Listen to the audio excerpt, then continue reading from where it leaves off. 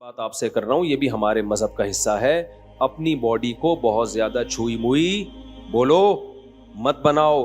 پتہ ہے کچھ ٹینشنیں ایسی ہیں کہ وہ ٹینشنیں اٹھانا آپ کی ٹینشن ختم کرنے کا ذریعہ بنتا ہے، اور کچھ ٹینشنیں ایسی ہیں کہ ان سے جان چھڑانا ٹینشن کا ذریعہ بنے گا. ایک چرسی، وہ چرس نہیں پیتا، خوشی ہوتی ہے یہ ٹینشن ہوگی اس کو جب چرس نہیں ملے گی، ٹینشن. لیکن اگر وہ یہ ٹینشن اٹھا لے گا تو ہمیشہ کی ٹینشن جان چھوٹے گی کہ نہیں چھوٹے گی؟ کیا خیال ہے بھائی؟ جو سگریٹ پینے کی ٹینشن، سگریٹ پینے کا عادی ہے، وہ جب سگریٹ نہیں پیے گا تو خوشی ہوگی یا ٹینشن ہوگی؟ ٹینشن ہوگی.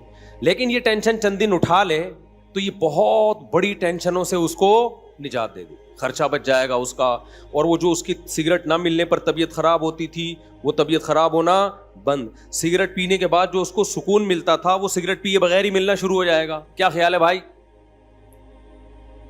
تو جو سکون کے پیچھے بھاگتے ہیں نا، ان کو سکون کے علاوہ سب کچھ ملتا ہے. میں نے اور آپ نے یہ دیکھنا ہے کہ اللہ رسول کا حکم کیا ہے، بس اس کو فوکس کرو گے تو سکون آپ کے پیچھے بھاگے گا. ابھی لوگ سکون مارکیٹوں میں جا کے خریدنے کی کوشش میں، یہ خریدنے والی چیز نہیں ہے، دل اللہ کے ہاتھ میں ہے. نبی صلی اللہ علیہ وسلم نے فرمایا کہ انسان کا قلب بین اصبعی الرحمن، رحمان کی دو انگلیوں کے بیچ میں ہے، دو انگلیوں کے بیچ میں، جس طرف کو چاہتا ہے پلٹا دیتا ہے. تو اس لیے ہم نے فوکس کرنا ہے اللہ اس کے رسول کے حکم کو. یہاں ایک اور بات میں آپ سے عرض کروں، ہم سکون تلاش کرتے ہیں کھانے پینے میں، تبھی آج کا مسلمان ہر وقت جگالی کرتا ہے. کیا خیال ہے؟ بولو نا کیا ہو گیا؟ ہر وقت کیا کرتا ہے؟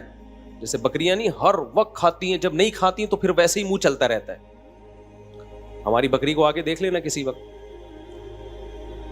جب کھانا ہوگا تو کھا رہی ہوگی، اور جب نہیں ہوگا نا تو منہ چلا رہی ہوگی. اس کے علاوہ کوئی اور کام ہے؟ اور مینگنیاں بنا بنا کے نکال رہی ہوگی. ادھر کھائے گی، اتنی مینگنیاں نکالتی ہے نا بکری، کھائے گی نکالے گی ادھر سے مینگنیاں بنا کے، تو دودھ بھی بنا کے نکالتی ہے الحمدللہ. تو انسان بھی نا آج کا سکون کی تلاش میں چاہتا ہے کہ ہر وقت کچھ نہ کچھ کھاتا رہے. یہ مزاج شریعت نہیں ہے، یہ سکون حاصل کرنے کا نیچرل طریقہ بولو نہیں. اگر آپ نے اپنے آپ کو کھانے کا عادی بنا لیا نا، اس سے آپ کی ٹینشن ختم نہیں ہوگی، اس سے آپ کی ٹینشن بڑھ جائے گی، اور کھانے کو دل کرے گا، اور کھانے کو دل کرے گا. تھوڑی دیر کچھ نہیں ملا پھر دل چاہے گا، کسی کام کے نہیں رہو گے، بیڑا غرق ہو جائے گا.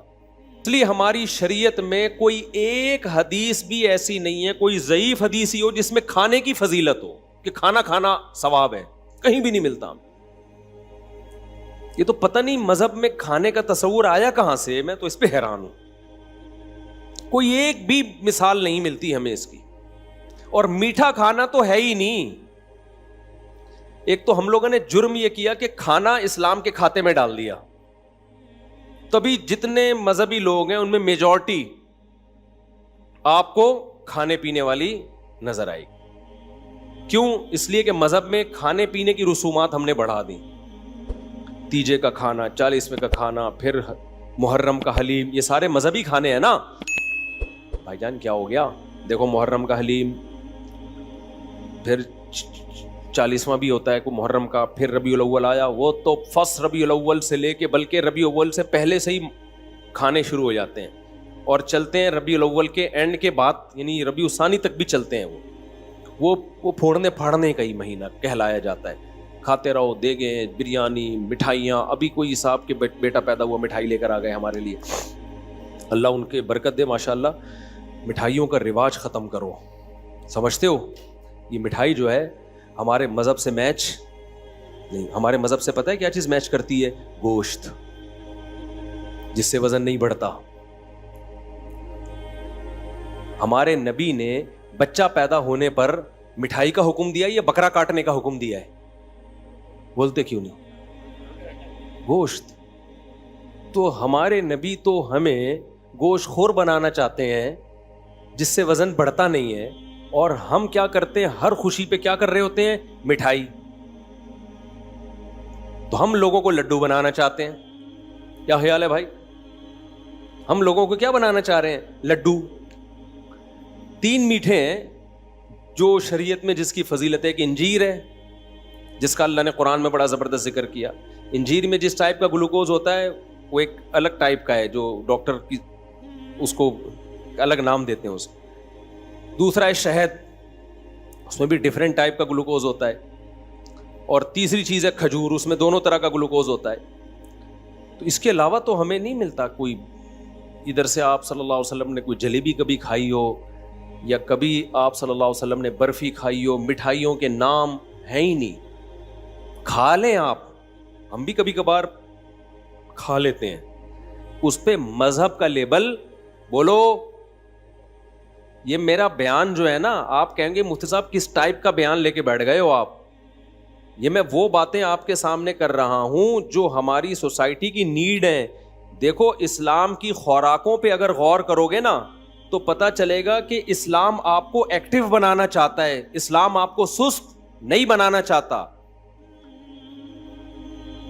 ہمارے جو دیندار حضرات ہیں یا مسلم قوم ہے ان کی خوراکیں ایسی ہیں کہ یہ کمبخت چست ہو ہی نہیں سکتے. تو جو چست نہیں ہو سکتا وہ مذہب پہ کیسے عمل کر سکتا ہے؟ نہیں آ رہی میرا خیال ہے بات. مذہب میں نا سستی منع ہے. نبی صلی اللہ علیہ وسلم نے فرمایا اللہم انی اعوذ بک من الجبن ومن الکسل, اے اللہ بزدلی سے بھی تیری پناہ مانگتا ہوں اور سستی سے بھی تیری پناہ مانگتا ہوں. اسلام ایک پورا پیکج ہے. اگر سستی سے نبی نے پناہ مانگی ہے, سستی کو کی حوصلہ شکنی کی ہے, تو یہ ہو سکتا تھا اسلام آپ کو خوراکیں وہ کھلائے جو آپ کو کولیسٹرول کا ڈبہ بنا دیں, سست بنا دیں, اور پھر چستی کی ترغیبیں دے. اس کا مطلب دیکھو ایک ڈاکٹر ورک شاپ کروا رہا ہو اور آپ کو ایکٹیو رہنے کے طریقے بتا رہا ہو, اور پھر ہر ایک کے سامنے رسگلے کے ڈبے لا کے رکھ دیے ہوں, تو آپ کہیں گے ڈاکٹر صاحب آپ کی باتوں میں اور آپ کے ایٹیٹیوڈ میں تضاد ہے, یہ دونوں آپس میں ملتی نہیں. اور آسان مثال, ایک ڈاکٹر آپ کو کینسر کے خلاف موٹیویٹ کر رہا ہو, سمجھا رہا ہو کینسر بہت خطرناک ہے, کینسر سے دور بھاگو, کینسر سگریٹ سے ہوتا ہے, کینسر موٹاپے سے ہوتا ہے, کینسر فلانی چیز سے ہوتا ہے, کینسر ڈمکانی چیز سے ہوتا ہے. اس کے بعد پھر سٹا لگا رہا ہے بیٹھ کے, اور آپ گئے ایک ڈبہ آپ کو بھی پکڑا ہے گولڈ لیف, یہ لیجیے کیٹو کنگ سائز فلٹر. ہمارے دور میں یہی ایڈ آتے تھے, اب پتہ نہیں کیا آ رہے ہیں, یہ کھائی. آپ بولو گے ڈاکٹر صاحب وہ کیا تقریر تھی وہ جو آپ گھنٹوں سے کر رہے تھے؟ تو ڈاکٹر کیا, اصل میں مجھے لیکچر کے پیسے ملتے ہیں تو لیکچر تو میں نے دینا ہے بھائی, اس لیکچر کے تو مجھے پیسے ملتے ہیں تو وہ تو میں نے دینا تھا, اس لیے باقی اب یہ ہمارا آپس کا معاملہ ہے, ہم سگریٹ پیتے ہیں کہ نہیں پیتے.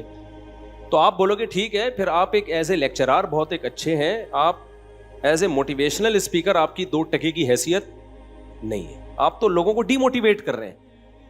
تو آپ مجھے ایک بات بتاؤ, ہمارے نبی صلی اللہ علیہ وسلم اگر خوراکیں ہمیں وہ بتاتے جو ہمیں سست بنائیں اور ترغیب ہمیں چست رہنے کی دیتے, تو کیا آپ اللہ کے پیغمبر ہوتے؟ بولتے کیوں نہیں, پھر ہوتے اللہ کے پیغمبر؟ پھر نہیں ہوتے. آپ کو پتا ہے یہ جو کھانا پینا ہے نا, یہ ہمارے مذہب کا بہت اہم ٹاپک ہے, یہ ہلکا نہیں ہے. نماز روزہ تو ہے ہی, اسلام کے 5 ارکان وہ تو ہیں ہی, لیکن نماز روزے پر آنے کے لیے اور اپنی زندگی میں شریعت کو لانے کے لیے اور بھی کچھ پیکج دیے پیغمبر صلی اللہ علیہ وسلم نے. جب تک ان پیکیجز کو ہم اختیار نہیں کریں گے اسلام پہ چلنا ہمارے لیے ممکن نہیں ہوگا. اس کی مثال میں آپ کو دیتا ہوں. اسلام میں بے جا غصہ, بلا وجہ غصہ, یہ ہر وقت توے پہ بعض لوگ جیسے بیٹھے رہتے ہیں نا غصے میں, یہ اچھی خصلت ہے یا بری خصلت ہے؟ قرآن کہتا ہے والکاظمین الغیظ, نیک لوگ غصے کو کیا کرتے ہیں؟ پیتے ہیں. اب ایک طرف اسلام کہہ رہا ہے کہ غصہ بری چیز ہے, کبھی کبھار تو ٹھیک ہے, ضرورت بھی ہوتی ہے, وہ نیچرل بھی ہے. بلا وجہ چھوٹی چھوٹی باتوں پہ ایک دم ناک پہ مکھی بٹھا کے رکھنا ہر وقت, بعض لوگوں کی عادت ایسی ہوتی ہے جیسے ابھی ایک دھماکے سے پھٹ جائیں گے وہ نا, تو یہ بری خصلت ہے. کیا خیال ہے؟ تو جب بھی کوئی عالم بزرگ غصے کا علاج کرے, جس کے پاس آپ جاؤ, تو وہ غصے کے دونوں پہلوؤں پہ غور کرے گا. کہ ایسا تو نہیں ہے کہ آپ کو غصہ کسی روحانی وجہ سے آ رہا ہو, آپ میں تکبر ہے. غصہ جس کو زیادہ آتا ہے نا, 2 وجوہات ہوتی ہیں. ایک روحانی وجہ کا مطلب اس میں تکبر ہے, اس کے اندر اس کو یہ غلط فہمی ہو گئی ہے کہ میں بہت نیک ہوں. بعض لوگوں کو اپنے بارے میں یہ خوش فہمی ہو جاتی ہے کہ میں بہت نیک. یہ بہت بڑی بیماری ہے, اور یہ ان لوگوں کو زیادہ ہوتی ہے جو مشہور ہوتے ہیں, جیسے ہم لوگ, جن کے لوگ ہر وقت تعریفیں کرتے رہتے ہیں, مفتی صاحب آپ اتنے اچھے. تو بعض دفعہ آدمی کو اپنے بارے میں وہم ہوتا ہے شاید واقعی میں بہت اچھا ہوں. یہ ہو جاتا ہے, یہ بہت خطرناک بیماری ہے. اس کا نقصان یہ ہوتا ہے کہ پھر اگر کوئی آپ سے غلطی ہوتی ہے نا, اور کوئی کہتا ہے آپ سے یہ غلطی ہوئی, تو آدمی کی کھوپڑی گھومتی ہے. وہ کہتا ہے میں کیسے, مجھے تو اتنے لوگ میرے ہاتھ چومتے ہیں, وہ بھی مجھے اچھا کہہ رہا تھا, وہ بھی اچھا کہہ رہا تھا, وہ بھی اچھا, تو یہ میں کیسے بھائی, دل چاہ رہا ہے تیرے رکھ کے میں تھپڑ لگاؤں. بھائی جتنا بھی اچھا ہو جائے, یہ کسی کتاب میں لکھا ہوا ہے کہ اب آپ سے کوئی غلطی نہیں ہو سکتی؟ یہ کسی کتاب میں لکھا ہوا ہے؟ لکھا ہوا بھی ہوتا تو وہ کتاب میں غلط لکھا ہوا ہے, اس کا مطلب ہے, ٹھیک ہے نا. تو یہ جن لوگوں کو ایسے غصہ آتا ہے نا, یہ روحانی مسئلہ ہے ان کے ساتھ. ان کو اپنے بارے میں بل الانسان علی نفسہ بصیرہ, قرآن کہتے ہیں انسان اپنے بارے میں باخبر ہوتا ہے, اس کو پتا ہوتا ہے میں کتنے پانی میں ہوں, لیکن وہ اپنے بارے میں اپنی رپورٹ کے بجائے دوسروں کی رپورٹوں پہ اعتماد کرتا ہے. لوگ کہہ رہے ہیں بھائی بہت اچھا, تو وہ اپنے بارے میں خوش فہمی میں. یہ بہت مسئلہ مذہبی اسکالرز کے ساتھ بھی ہوتا ہے, اور جو بھی اس طرح کے ذرا مشہور لوگ ہوتے ہیں نا, ان کے بگڑنے کے چانس زیادہ ہوتے ہیں. وہ وہم ہو جاتا ہے کہ میں بہت, ایک صاحب تھے, انہیں کوئی بوڑھا بھی ذرا سی نصیحت کرتا نا تو وہ بہت غضبناک ہوتے ہیں. یہ بھی نہیں دیکھتے کہ یار بوڑھے کا تو تھوڑا سا یہ عمر میں آپ سے زیادہ ہے, ٹھیک ہے علم میں نہیں ہوگا, لیکن عمر کا بھی تو کوئی خیال ہوتا ہے نا. ایک نوجوان عالم کو جب کوئی بوڑھا تنبیہ کر رہا ہو تو اس عالم کو اپنے علم کو ایک طرف رکھ لینا چاہیے, اس بوڑھے کے بڑھاپے کا خیال کر لینا چاہیے کہ یار بڑے بزرگ ہیں, چھوڑو ڈانٹ کھا لو تھوڑی دیر کے لیے. تو وہ جو ان عالم کو نا بہت زیادہ غصہ آتا تھا, کوئی بھی نصیحت کرے بہت زیادہ غصہ آتا تھا. تو میں بڑا پریشان تھا کہ یار ان مولانا کو ہو کیا گیا ہے, کوئی ذرا سی بات کرتا ہے ایک دم ایسے, اور بات بھی صحیح کر رہا ہوتا ہے وہ. تو کسی نے بڑا اچھا تبصرہ کیا, انہوں نے کہا اصل میں ان مولوی صاحب کو اپنے بارے میں یہ وہم ہو گیا ہے کہ میں بہت نیک. بعض دفعہ ہو جاتا ہے, انسان ہے, تو یہ وہم دور کرنے کی ضرورت ہے کہ حضرت آپ کو بہت زیادہ نیک نہیں ہے, ایسے ہی ہیں جیسے سب لوگ ہوتے ہیں. اب اس کا مطلب یہ نہیں کہ آپ علماء کو جا کے بتانا شروع کر دیں حضرت آج ہمیں پتہ چلا آپ اتنے ہیں نہیں. تو آپ کا کام علماء سے عقیدت محبت ہی ہے, سمجھ رہے ہو. ہاں کوئی واضح غلطی نظر آئے 2 اور 2 4 کی طرح, تو اس پہ ایک دفعہ تنبیہ کر دی جائے, لیکن خود عالم کی تو ذمہ داری ہے نا وہ اپنے بارے میں غور کرے, حد سے زیادہ خوش فہمی میں مبتلا نہ ہو. تو غصہ ختم کرنے کا ایک روحانی بھائی یہ وجہ ہے. تو جو بزرگ ہوں گے, سچی مچی کے بزرگ ہوں گے, وہ آپ کے اس ٹیکنیکل فالٹ کو دور کریں گے, آپ کے اندر سے خود پسندی کو ختم کریں گے. بھائی نارمل رہو, جیسے سارے ہیں نا ایسے ہی بن کے رہو. دوسرا, غصے کا بعض دفعہ سبب کوئی روحانی سبب نہیں ہوتا, جسمانی سبب ہوتا. آپ بلڈ پریشر کے مریض ہیں تو ظاہر ہے آپ کو بات بات پہ بولو غصہ آئے گا. تو جو اللہ والے بزرگ ہوں گے وہ آپ کے غصے کے علاج کے لیے یہ بھی کہیں گے کہ بھائی ڈاکٹر کو بھی دکھاؤ, کوئی جسمانی بیماری تو نہیں ہے کہ ہر تھوڑی دیر کے بعد آپ کی رگ پھڑکنا شروع کر دیتی ہے, بیٹھے بیٹھے ایسا لگتا ہے جیسے کسی نے نیچے سے چولہا جلا دیا ہو. کیا خیال ہے بھائی؟ بعض لوگ ہوتے ہیں بیٹھے بیٹھے نا ایسا لگتا ہے کوئی چولہا جلا کے چلا گیا ہے, آرام سے بیٹھے ہوئے تھے ایک دم پتہ نہیں کیوں پھٹکنا شروع ہو گئے. ہوتا ہے کہ نہیں ہوتا؟ تو وہ کیا ہے بھائی, یا تو بلڈ پریشر کی بیماری ہے, یا اعصابی کمزوری ہے, پٹھے کمزور ہو گئے ہیں, مسل کمزور ہو گئے ہیں, برداشت ختم. بڑھاپے میں غصہ زیادہ آتا ہے, تبھی تو اللہ نے بوڑھے والدین کے بارے میں کہا کہ اگر وہ جھڑکیں تو آگے سے اف مت کرو, کیونکہ بوڑھے ہو گئے ہیں, اب ان میں برداشت ختم ہو گئی ہے. تو غصے کا آپ کی صحت سے بہت گہرا تعلق ہے. تو اب مجھے ایک بات بتاؤ, جو یہ چاہتا ہے کہ میں جنت میں جاؤں اور بلا وجہ غصہ نہ کروں, تو شریعت کے اس حکم پہ چلنے کے لیے اس کو اپنا روحانی علاج بھی کرانا پڑے گا. روحانی سے وہ ٹوپی ڈراموں والا عاملوں کا نہیں, ان کو تو خود علاج کی ضرورت ہے. تو اب مجھے ایک بات بتاؤ, جو جہنم سے بچنا چاہتا ہے اس کو اپنے غصے پہ کنٹرول کرنا پڑے گا کہ نہیں پڑے گا؟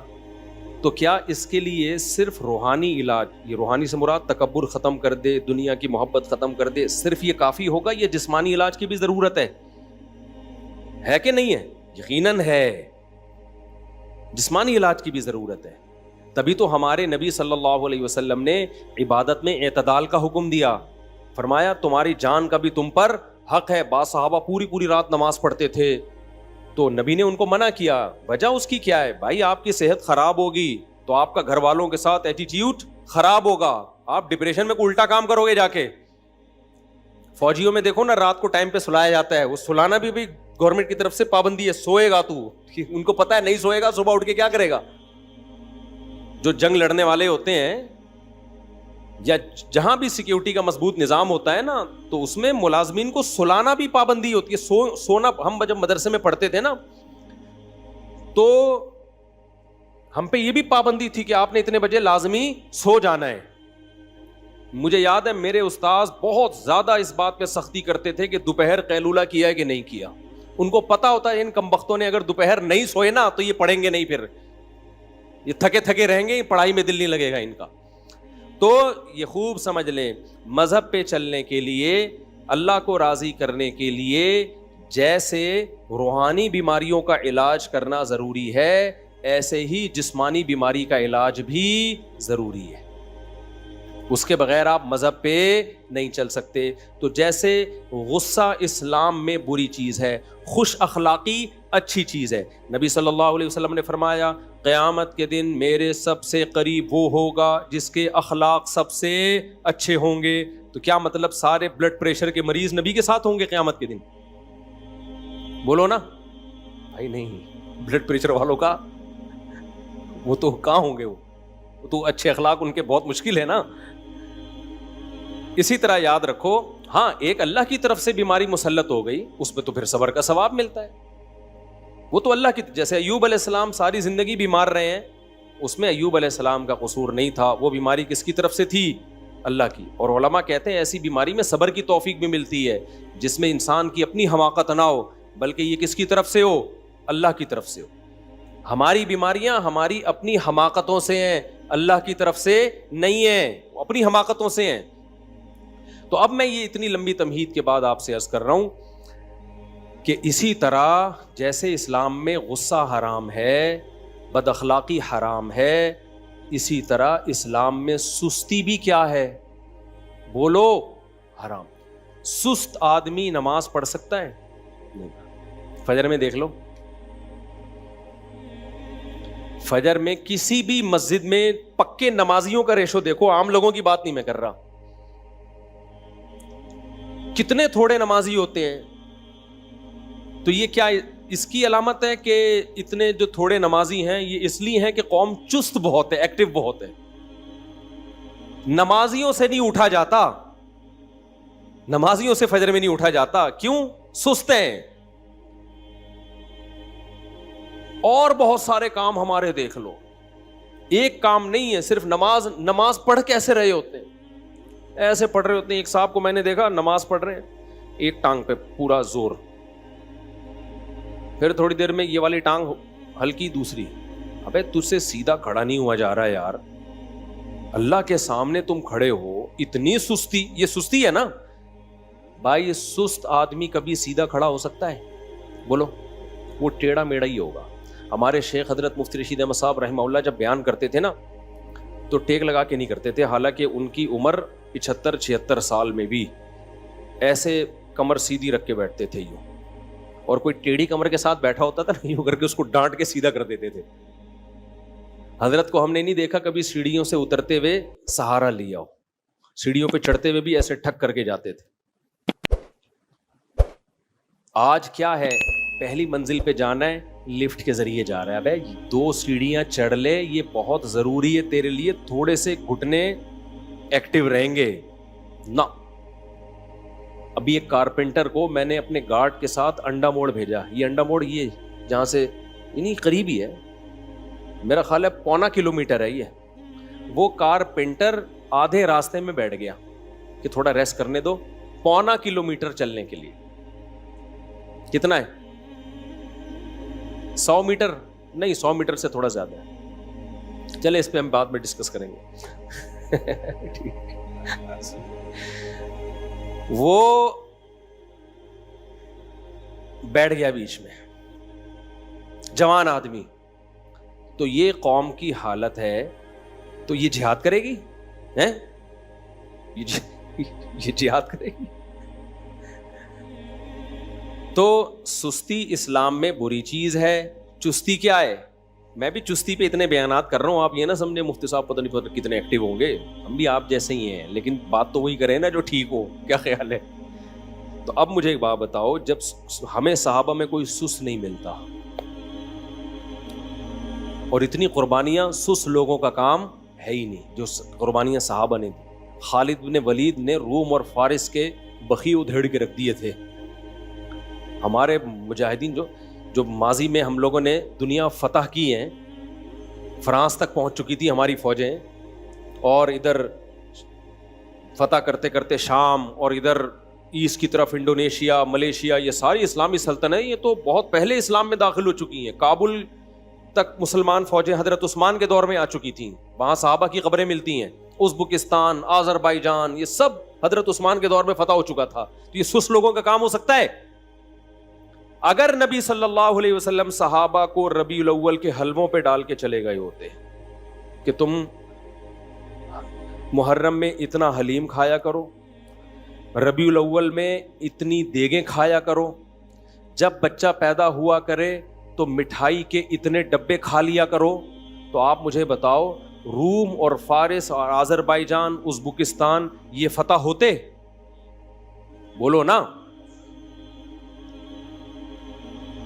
تو مذہب پہ چلنا ممکن ہی نہیں ہے سست آدمی کے لیے، سمجھ رہے ہو نا. اس سے فجر میں اٹھا جائے گا، اٹھ کے آئے گا تو ایسے لگے گا جیسے قبر سے کسی نے مردہ اکھاڑا ہوا ہے. آپ دیکھ لو نا، جو سست بچے ہوتے ہیں آپ ان کو اٹھاؤ تو صحیح، ایسے مرے ہوئے آ رہے ہوتے ہیں جیسے تجھے پھانسی کے پھندے کی طرف لے کے جا رہے ہیں، ہم پھانسی گھاٹ کی طرف لے کے جا رہے ہیں. پھر آگے بیٹھے گا تو وضو خانے میں بیٹھ جائے گا، وہیں جھومتا رہے گا بیٹھ کے. پھر وضو خانے سے اس کو اٹھاؤ گے، آگے کھڑا ہوگا، پھر عجیب اسٹائل سے کبھی ایک پاؤں پہ سہارا لے کے ادھر کبھی ادھر، کبھی پھر ناک میں کھجا رہا ہے، کبھی کان میں انگلی گھما رہا ہے. نہ نماز میں خشوع و خضوع، نہ وضو تمیز سے ہوگا اس کا. عجیب. تو یہ کیا ہے بھائی؟ یہ کسی کام کا نہیں ہے، یہ امت پہ بوجھ ہے، یہ نمازیوں کو بدنام کر رہا ہے. بوڑھا امام ہوتا ہے نا، بوڑھا امام، وہ بیچارہ سمجھ میں آتا ہے کہ رکوع میں گیا دیر، اللہ اکبر کہہ دیا اور رکوع میں جانے میں دیر ہو گئی، سجدے میں جانے میں دیر ہو گئی، سجدے سے اٹھنے میں دیر ہو گئی. بوڑھے ہوتے ہیں وہ تو مجبور ہیں بیچارے، بڑھاپے میں ہو جاتے. میں نے جوان امام دیکھے ہیں سجدے میں جا رہے ہیں، اللہ اتنا لمبا اللہ اکبر کہ پبلک سجدے میں پہلے پہنچ چکی ہے، امام صاحب ابھی راستے میں پہنچے. یار آپ تو 30-35 سال کے ابھی ینگ ہو، آپ اتنا لیٹ پہنچ رہے ہو سجدے میں، اتنا لیٹ پہنچ رہے ہو. اور چلو شادیوں میں دولہا اپنی شادی میں لیٹ آتا ہے، میں تو نکاح پڑھاتا ہوں نا یہاں، دولہا لیٹ آدھا گھنٹہ 1 گھنٹہ. میں کہتا ہوں جس کمبخت کو اس کی شادی موٹیویٹ نہیں کر سکی ٹائم پہ پہنچنے کے لیے، وہ باقی کون سے کام ٹائم پہ کرے گا؟ یا تو بیزار ہے تیری پسند کی شادی نہیں ہو رہی، یا تو سست ہے کہ پسند کا کام بھی اتنی سستی سے ہو رہا ہے. یہی وجہ ہو سکتی ہے نا بھائی تیری. کبھی چلو حادثہ بھی ہو جاتا ہے، ٹریفک جیم ہے، کوئی مسئلہ ہو گیا، لیکن نارملی بھی لوگ یہی کر رہے ہوتے ہیں. ہم بیٹھے ہوئے ہیں یا نکاح پڑھانے، ہم ٹائم پہ پہنچے ہوئے ہیں، حالانکہ میری نہیں ہو رہی شادی، پھر بھی میں ٹائم پہ پہنچا ہوا ہوں. اور اگلا کیا کر رہا ہے؟ جو دولہا ہے 1 گھنٹہ لیٹ، 1.5 گھنٹہ لیٹ. بس کر یار، تو نماز کیسے ٹائم پہ پڑھے گا جب تیری جو شادی جس میں اتنی دلچسپی ہے تجھے، وہ تو اتنی لیٹ کر رہا ہے، گھنٹہ بعد پہنچ رہا ہے تو. تو یہ مقصد کہ یہ قوم سست ہے یا نہیں ہے، مجھے یہ بتاؤ. یہ خدا کی قسم بہت بڑا عیب ہے ہمارے اندر، اس کو ہلکا مت سمجھو، بہت بڑا عیب ہے. نبی صلی اللہ علیہ وسلم کو سستی پسند نہیں ہے. اور آپ صلی اللہ علیہ وسلم کی صحیح بخاری کی حدیث ہے، آپ صلی اللہ علیہ وسلم نے فرمایا, ہم خطبوں میں یہ حدیث سنتے ہیں نا, خیر القرون قرنی ثم الذین یلونہم ثم الذین یلونہم, یہ بہت زیادہ ہم نے سنی ہے حدیثیں. آپ کو پتہ ہے پوری حدیث ہم نے نہیں سنی, ہم یہاں تک حدیث سنا کے بریک لگا دیتے ہیں. ہمیں پتہ ہے آگے ہم نے بیان کی تو ہو سکتا ہے میرے ہی خلاف جا رہی ہو وہ حدیث, کیونکہ میرے ابھی دفتر میں بھی مٹھائی کا ڈبہ رکھا ہوا ہے, نیت خراب ہو رہی تھی میری بھی. تو نبی صلی اللہ علیہ وسلم نے فرمایا سب سے بہترین امت میری یعنی صحابہ کی, پھر ان کے بعد والی بھی سب سے بہترین یعنی تابعین کی, پھر ان کے بعد والی بھی یعنی تبع تابعین کی. فرمایا اس کے بعد شر پھیلے گا, اور شر میں آپ نے دو چیزوں کو خصوصیت سے ہائی لائٹ کیا. فرمایا ایک جھوٹ پھیل جائے گا, نمبر دو موٹاپا پھیلے گا. سمجھ میں آ رہی ہے بات؟ موٹاپے سے مراد ہے سستی, کیونکہ موٹاپا قدرت کی طرف سے ہوتا ہے, وہ نیچرل ہے. بہت چست لوگ بھی ہم نے بھاری جسم والے دیکھے ہیں, بہت کم خوراک والے لوگ بھی ہم نے بھاری جسم والے دیکھے, یہ قدرت کی طرف سے ہے. کسی کا پیٹ نکلا ہوا ہو تو اس سے بدگمان ہونے کی اجازت نہیں ہے. نیچرلی بھی لوگوں کا پیٹ ہوتا ہے, کسی بیماری کی وجہ سے نکل جاتا ہے. میں نے ایسے علماء دیکھے ہیں 24 گھنٹے میں ایک ٹائم کھاتے ہیں, وہ بھی بہت ہلکا, لیکن پیٹ نکلا ہوا ہے ان کا, قدرت کی طرف سے ہے. صحابہ میں بھی ایسے تھے, بعض بھاری جسم کے, بعض دبلے جسم کے, لیکن یہاں وہ موٹاپا مراد ہے. تمام محدثین کی بات لکھتے ہیں, اس سے نیچرل جو موٹاپا ہوتا ہے وہ مراد نہیں ہے. یہاں وہ موٹاپا مراد ہے جو کھانے کی وجہ سے ہوا ہو. سمجھ میں نہیں آ رہی بات؟ اسی وجہ سے اس حدیث کی تشریح میں علماء نے لکھا ہے کہ نبی کی حدیث کا مطلب یہ ہوا کہ اس امت میں دو بیماریاں سب سے پہلے آئیں گی, ایک زیادہ کھانا, دوسرا جھوٹ. دوسرا کیا آئے گا بھائی؟ جھوٹ. بات کریں گے تو جھوٹ بولیں گے. ہر آدمی کیا بول رہا ہے آج, کیا کر رہا ہے آج کل؟ جب بھی کوئی بات کر رہا ہوتا ہے پتہ ہی نہیں چلتا کہ سچ بول رہا ہے کہ جھوٹ بول رہا ہے. قسمیں اٹھا لے گا, پوری بات ہی نہیں کرے گا کبھی بھی. تو اور دوسرا کھانا, کھائے جا رہے ہیں. اور مجھے اللہ کی قسم اس پہ افسوس نہیں ہو رہا کہ زیادہ کیوں کھا رہے ہو. بھائی یہ تو ڈاکٹروں کا ٹاپک ہے نا کہ کم کھاؤ, میرا ٹاپک تھوڑی ہے. مجھے افسوس اس پر ہو رہا ہے کہ اس پہ مذہب کا لیبل کیوں لگا رہے ہو. یہ میرا ٹاپک ہے, یہ ڈاکٹروں کا ٹاپک نہیں ہے. مذہب کا لیبل مت لگاؤ, مذہب میں پھوڑنا پھاڑنا پسند بولو نہیں ہے. اور مٹھائیوں کو ختم کر دو مارکیٹ سے. ہمارے نبی صلی اللہ علیہ وسلم نے جو ہمیں کھانے پینے کی چیزیں بتائی ہیں خوشی کے موقع پہ, وہ گوشت بتایا ہے, مٹھائیاں نہیں بتائی ہیں. وہ کیا بتایا ہے؟ اسلام میں تہوار ہیں. عید الفطر پہ آپ صلی اللہ علیہ وسلم نماز عید سے پہلے کھجور کھایا کرتے تھے. نماز عید سے پہلے کیا کھاتے تھے؟ کھجور. اس میں بھی یہ حکمت تھی کہ یہ بتانا کہ آج ہمارا روزہ نہیں ہے. وہ بھی چند کھجوریں کھاتے تھے بس. باقی ہمارے نبی صلی اللہ علیہ وسلم سے تہواروں پہ کیا ثابت ہے؟ بقرعید ہمارا تہوار ہے. کیا اسلام میں یہ ہے؟ دیکھو ہندو جب تہوار مناتے ہیں تو وہ طرح طرح کے ویجیٹیبل اور مٹھائیاں کھاتے بھی ہیں اور کھلاتے بھی. ایسا ہی ہوتا ہے کہ نہیں ہوتا؟ سویٹس یہی ہوتا ہے نا. لبرل سیکولر لوگوں کا ایک تہوار ہوتا ہے برتھ ڈے. اس میں وہ کیا کاٹتے ہیں؟ کیک. فل کارب ڈائٹ, تھوڑے دنوں میں انسان کو بھی کیک کی طرح پھلا دیتی ہے, ایسی ڈائٹ. یہ ایک تہوار ہے سیکولر اور لبرل لوگوں کا. اس میں وہ کیا کھاتے ہیں بھائی؟ میں اسلام کا مقابلہ کرا رہا ہوں نا لبرلزم سے اور دوسرے مذاہب سے. کرسمس میں بھی کیا کھائے جاتے ہیں؟ کیک کھائے جاتے ہیں زیادہ تر, مٹھائیاں گفٹ کی جاتی ہیں. اسلام میں تہوار ہے عید الفطر. اس میں کیا ہے؟ عید سے پہلے چند کھجوریں, وہ بھی یہ بتانے کے لیے کہ آج ہمارا روزہ نہیں ہے. اس میں یہ حکمت علماء نے بیان کی کہ ایسا نہ ہو کہ روزہ ہے بھائی آج نہیں رکھے, آج نہیں ہے, عمل سے ثابت کریں گے نہیں آج روزہ. نمبر 2, اسلام میں تہوار ہے بقرہ عید, خوشی کا دن ہے نا. اس میں مٹھائی کے ڈبے کاٹنے کا حکم ہے.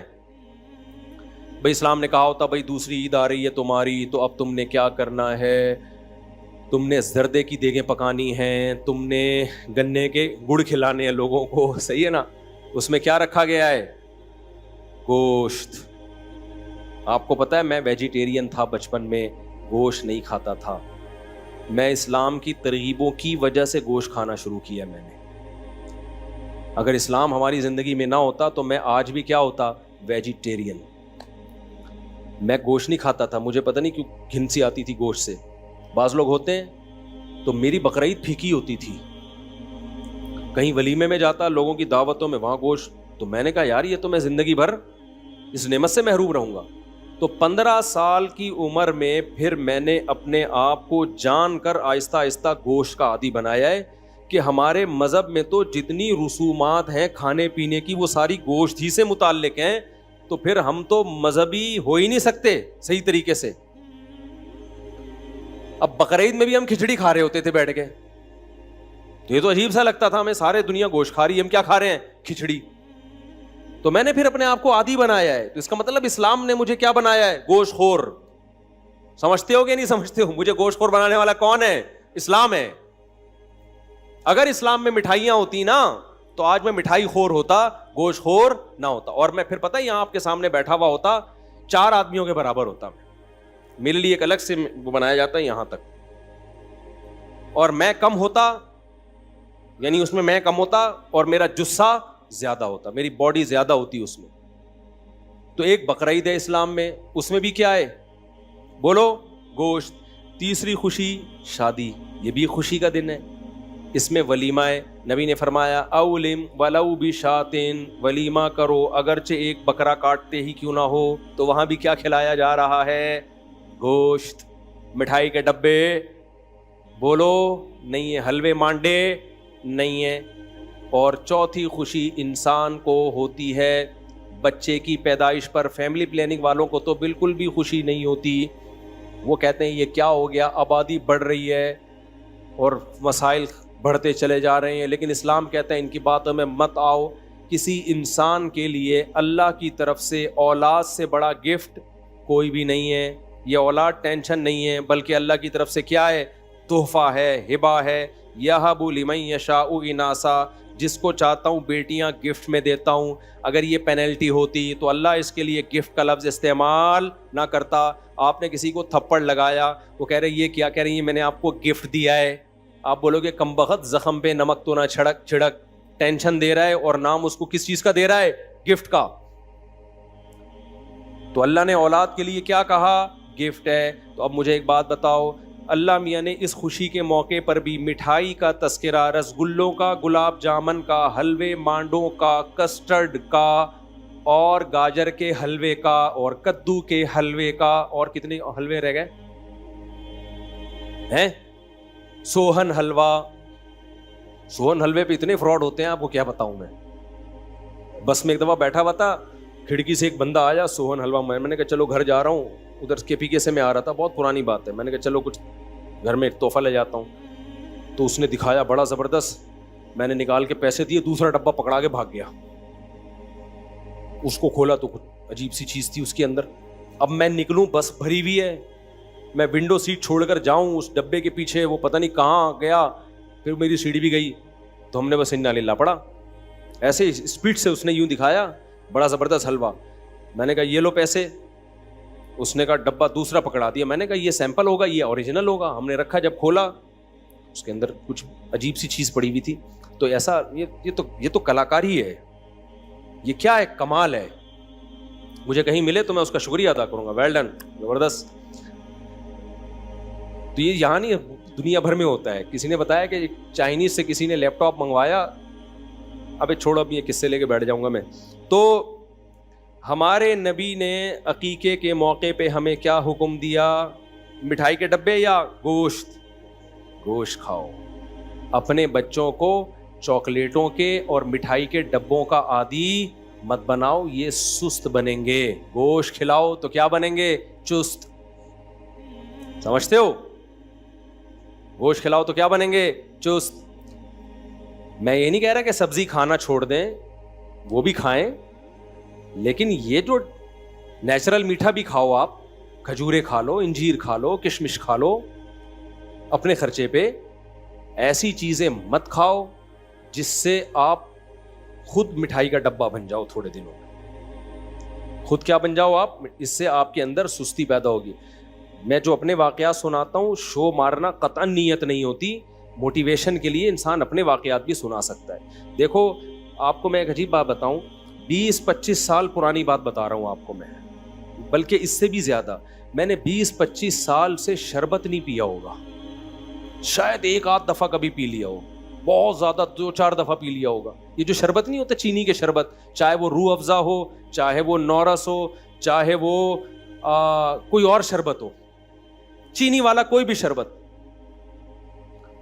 20-25 سال بلکہ شاید 30 سال ہو گئے ہوں, مجھے نہیں یاد پڑتا. بچپن سے نہ افطاری میں, نہ سحری میں, نہ کہیں دعوت پہ میں پیتا ہی نہیں ہے, الا ماشاء اللہ کبھی کبھار شاید پی لیا ہو. کیوں؟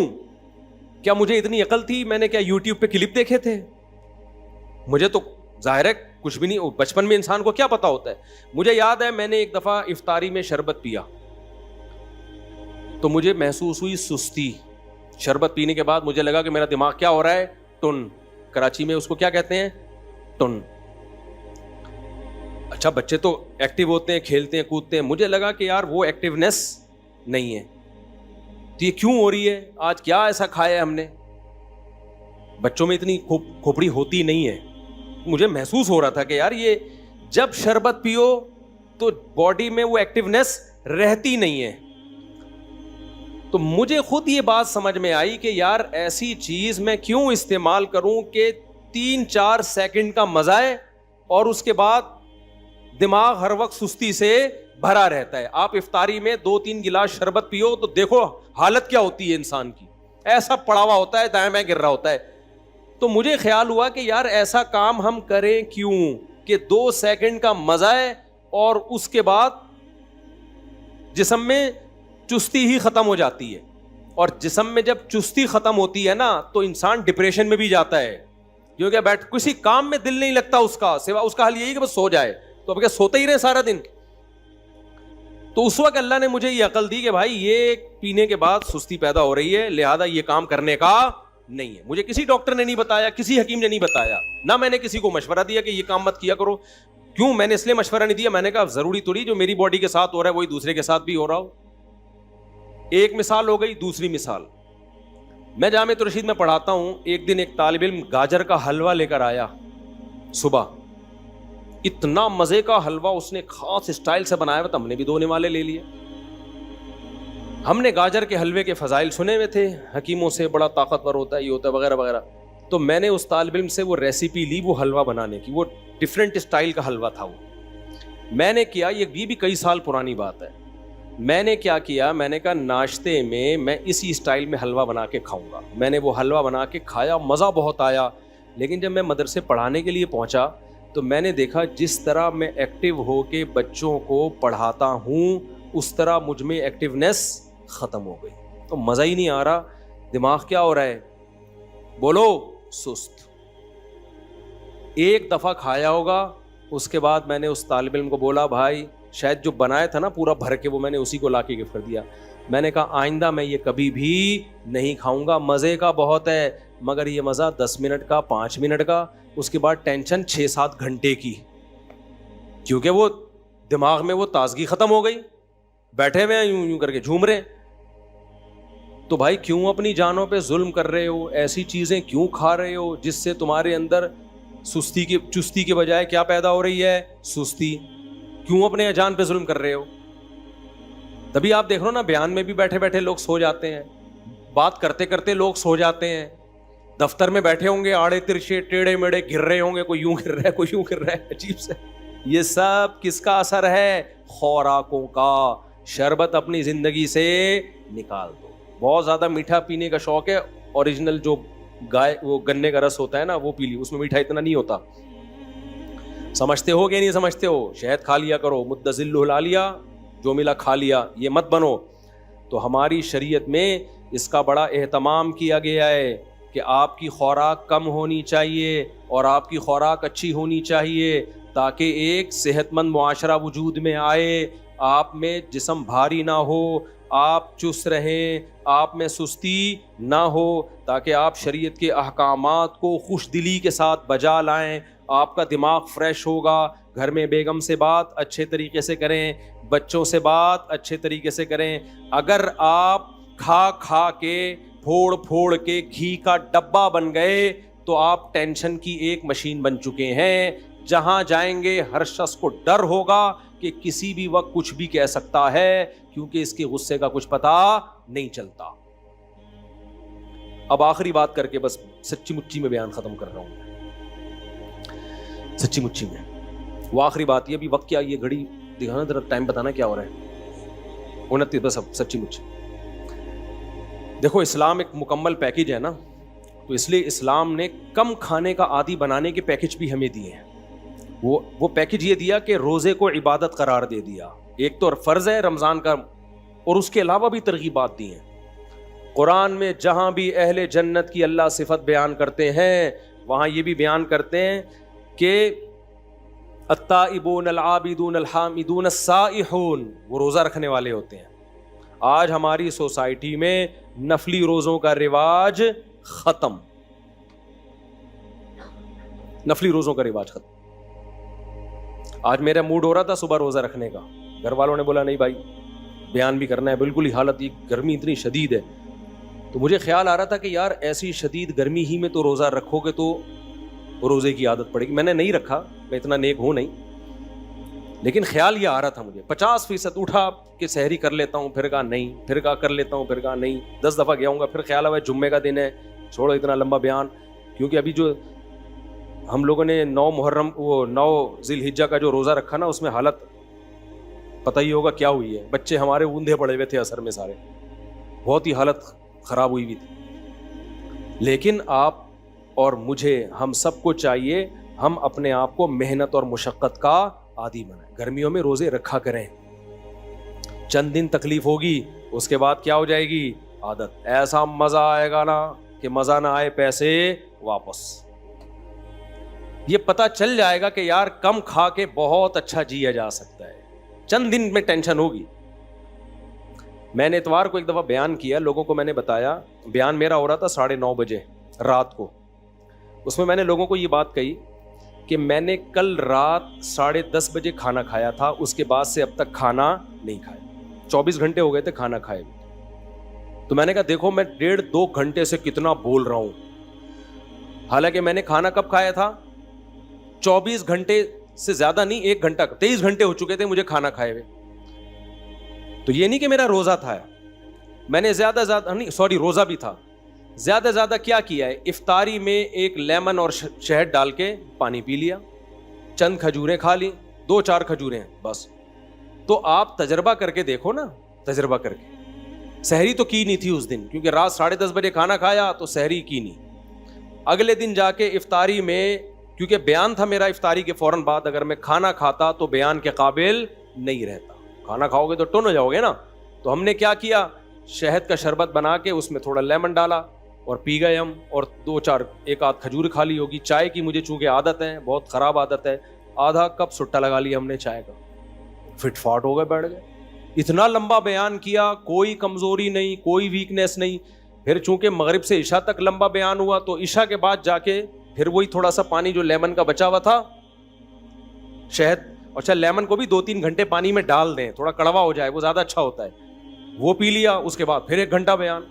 لوگ سمجھ رہے تھے مفتی صاحب کوئی بہت پہنچے ہوئے ہیں, اتنا اسٹیمنا. نا, ہم کوئی بہت اسٹیمنا نہیں ہے. میں یہ واقعہ آپ کو اس لیے سنا رہا ہوں کہ جتنا ہم پھوڑتے ہیں اتنا پھوڑنا ہمارے لیے ضروری نہیں ہے. میرے جیسا باریک آدمی جو بہت زیادہ اچھی صحت نہیں ہے, آپ سے ہو سکتا ہے کم ہی صحت ہو, اتنا کم کھا کے اتنا سروائیو کر پا رہا ہوں, تو یہ میری اس کی علامت نہیں کہ بہت اچھی صحت ہے, یہ اس کی علامت ہے کہ ہم پھوڑ بہت زیادہ رہے ہیں. آپ تجربہ کر کے دیکھو, ہو سکتا ہے مجھے 1 گلاس پینا پڑا ہو, آپ 2 گھونٹ میں بھی چل جاؤ. آپ نہیں آئی میرا خیال ہے بات سمجھ. ہو سکتا ہے مجھے جو ہے نا 2 گھنٹے بیان کے لیے 1 گلاس لیمن کا شربت پینا پڑا, شہد کا شربت, وہ والا شربت نہیں, چینی والا, وہ تو پھر پی کے ٹن نہیں ہو جاتے. تو آپ جب کرو گے نا آپ کی صحت ہم سے اچھی ہوگی. آپ کو اس سے بھی کم 2 کھجوریں بھی کھا لو گے تو آپ چل جاؤ گے. تو میرے بھائی یہ جو پھوڑنا پھاڑنا, صبح بھی پھوڑ رہے ہیں, دوپہر بھی بھر بھر کے پھوڑ, کھا نہیں رہا, کھانا نہ بولا کرو, غصہ آتا ہے مجھے. لوگ کہتے ہیں میں کھانا کھا کے آ رہا ہوں. بس کرو یار, جھوٹ بولنے کی بھی کوئی حد ہوتی ہے. کھانا کھا کے نہیں آ رہے تم, کھانا پھوڑ کے آ رہے ہو. کھا کے نہیں آ رہے ہو تم, جھوٹ بول رہے ہو, تم پھوڑ کے آ رہے ہو کھانا. تو جھوٹ کی بھی کوئی حد ہوتی ہے, اس کو کھانا تھوڑی بولتے ہیں. تو یہ کرنا پڑے گا میرے بھائی. تو نفلی روزوں کی عادت ڈالو. ایام 20 کے روزے ہیں, 13, 14, 15 جمعرات اور پیر کا روزہ. اور پھر حدیث میں یہ بھی آتا ہے, نبی صلی اللہ علیہ وسلم روزے رکھنے پر آتے تو رکھتے چلے جاتے, چھوڑنے پر آتے تو چھوڑنے. ڈاکٹر کہتے ہیں 21 دن کسی خوراک کا عادی بنا دیا جائے تو یوز ٹو ہو جاتا ہے. تو آپ کیا کرو, چند دن روزے رکھو, اس کے بعد اپنی خوراک کو کنٹرول کرو. جتنی اوٹ پٹانگ چیزیں ہیں نا, چینی, مٹھائیاں, برفیاں, لڈو, جلیبیاں, میں بھی کھاتا ہوں کبھی کبھار, جلیبی کبھی کبھار کھاتا ہوں, یہ سب کبھی کبھار میں کوئی حرج بھی نہیں ہے. تو یہ سب اپنی زندگی سے کیا کر دو, بولو, نکال. تو آپ دیکھو یار تھوڑے دنوں میں, اور پسینہ نکالا کرو اپنا. میرے دیکھو پوری کمر بھیگی ہوئی ہے پسینے سے. کیا ہوا, کو مر گیا میں؟ ڈاکٹر پتہ کیا کہتے ہیں, ORS بہت ضروری ہے, اس سے ڈی ہائیڈریشن ہوتا ہے. بھائی ٹوپی ڈرامے ہیں, ہونے تو دو ڈی ہائیڈریشن. عادی بناؤ, تھوڑی سی گرمی لگی ایک دم نمکیات پینا شروع. نہیں یار, آپ روٹی کھاؤ گے نا, اس میں ہوتے ہیں نمکیات. بہت زیادہ چھوئی موئی بننے کی بالکل بھی ضرورت نہیں ہے. ہاں اس گرمی میں تھوڑا ایک احتیاطاً رکھ لو کہ بالکل ہی مرنے نہ لگے, کہیں ایسا نہ ہو. تو اپنے آپ کو عادی بناؤ میرے بھائی. ہمارا مذہب تعیش پسندی ہمیں نہیں سکھاتا.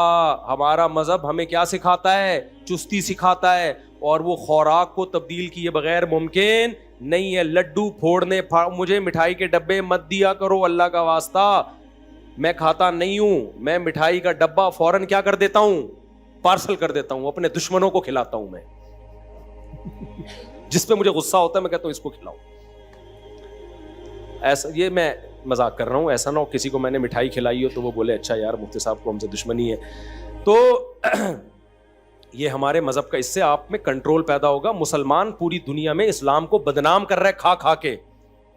ہماری صحتیں انگریزوں سے اچھی ہونی چاہیے تھی کہ نہیں ہونی چاہیے تھی؟ ان سے اچھی ہونی چاہیے تھی. نبی نے فرمایا المؤمن القوی احب الی اللہ من المؤمن الضعیف. طاقتور مومن اللہ کو کمزور مومن سے زیادہ محبوب. آپ صلی اللہ علیہ وسلم نے فرمایا کافر 7 آنتیں بھر کے کھاتا ہے, مومن صرف 1 آنت بھرتا ہے. آج الٹا ہو گیا, کافر تھوڑا سا کھائے گا, مومن کھائے گا نہیں بلکہ پھوڑے گا. صحیح ہے نا؟ تو یہ ہمارے مذہب کا حصہ ہے. کنٹرولنگ پاور جب بڑھے گی نا تو پھر باقی برائیاں بھی چھوٹیں گی آپ سے. کنٹرول ہی نہیں ہے, دسترخوان کو دیکھ کے بہک جاتا ہے تو پھر گناہ کو دیکھ کے بھی بہکے گا. تبھی تو اللہ نے گناہ چھڑوانے کے لیے روزے رکھوائے ہیں کہ تاکہ تمہارے اندر تقویٰ پیدا ہو. تو اللہ تقویٰ پیدا کرنے کے لیے کھانا چھڑواتے ہیں کہ جو کمبخت کھانے پہ کنٹرول نہیں کر سکتا وہ نظر پہ بھی کنٹرول نہیں کر سکتا, وہ زبان پہ بھی کنٹرول نہیں, وہ جھوٹ بھی بولے گا. اللہ تعالی ہمیں سمجھنے کی, عمل کی توفیق عطا فرمائے. وما علینا الا البلاغ.